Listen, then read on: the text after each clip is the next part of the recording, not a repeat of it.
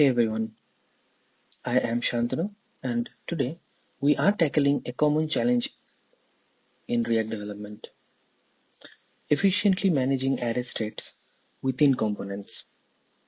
If you have ever found yourself juggling with array states and struggling to keep your code organized, this is the video for you. We will be exploring a solution that makes this process much smoother.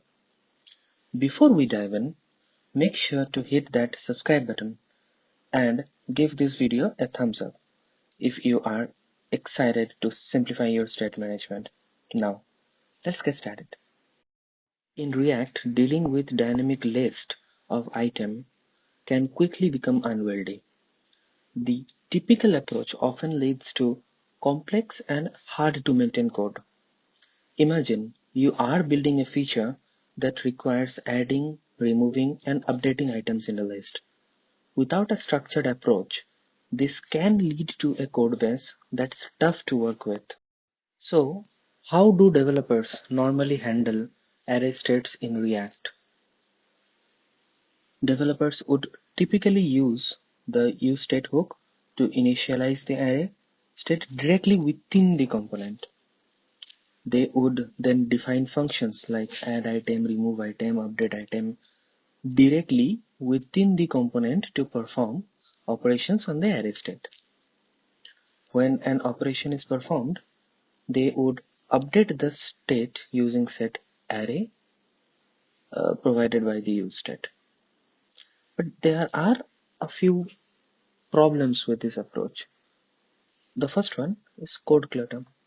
This approach often leads to component with a lot of state management logic. This can make your code base cluttered and hard to follow.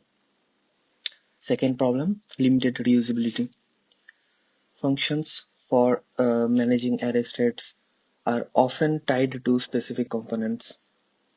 This reduces reusability across different parts of your application. Potential bugs.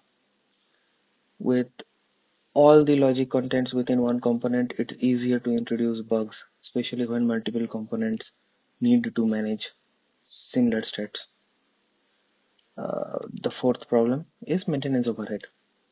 As your application grows, maintaining and debugging these components can become a time-consuming task. This is where custom hooks come in to offer a more organized and reusable solution.